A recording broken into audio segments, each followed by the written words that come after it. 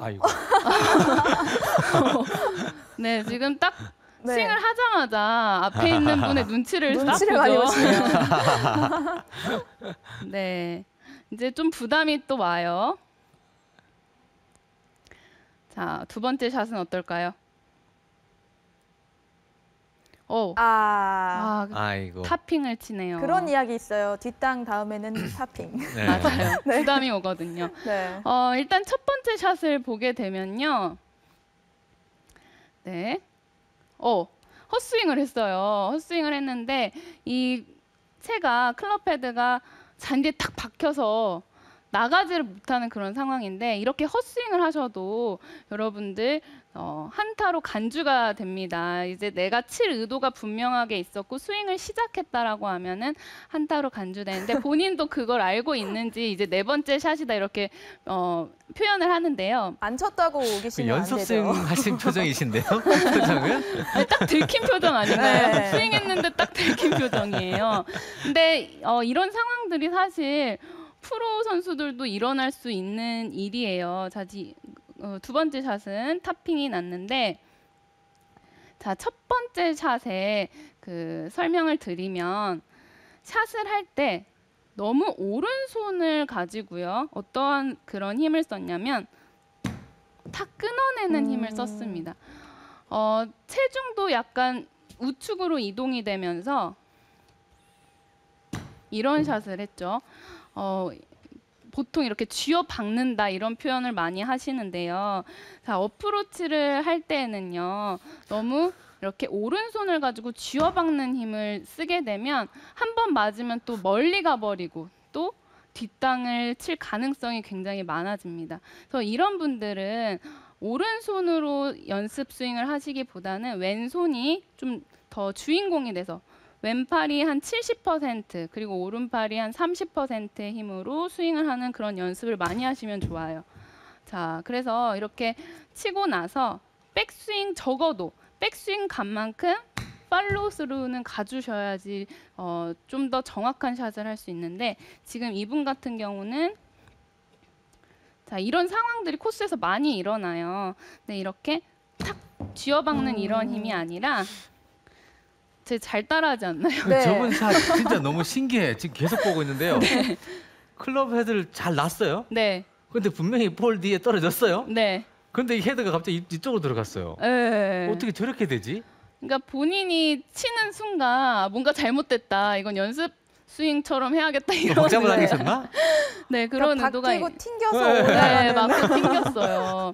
그리고 지금 볼위치도 보면은 조금 더 오른발에 있었으면 좋지 않았을까 생각이 듭니다. 네. 여러분들 이 볼위치를 놓을 때요.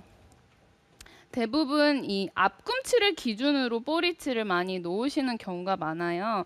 근데 우리가 어프로치를 할 때는 이렇게 오픈 스탠스를 쓰기도 하고 앞꿈치를 좀 여는 경우가 상당히 많죠.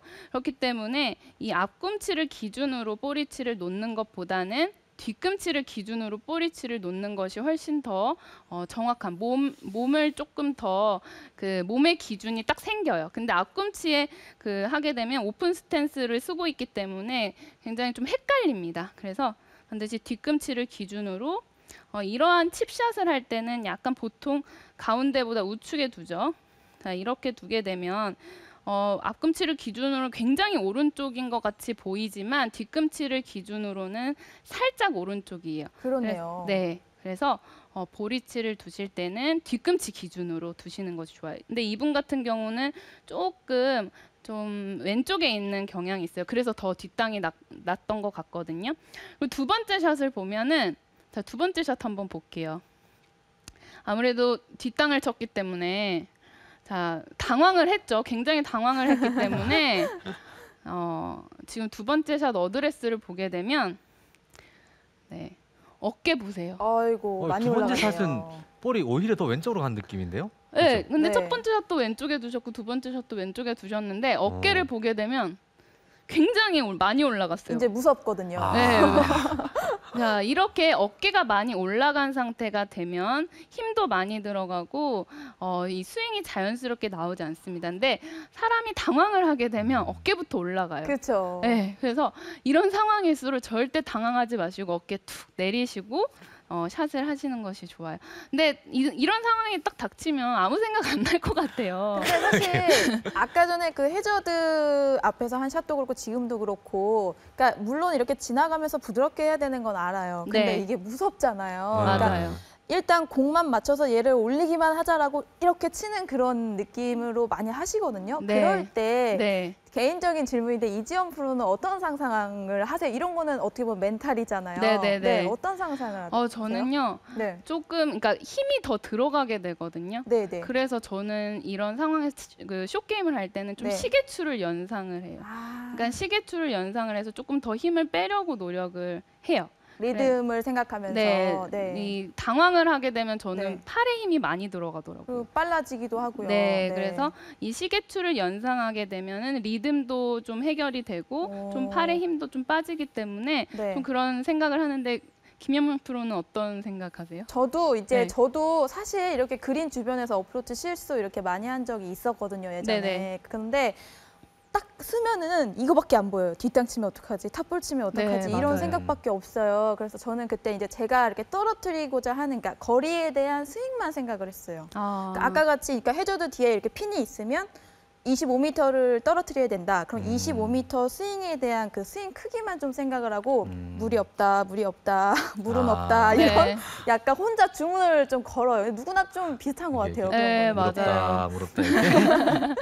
근데 이런 장애물이 있으면 누구나 위축되고 프로들도 네. 마찬가지잖아요. 마찬가지죠. 네. 그렇죠.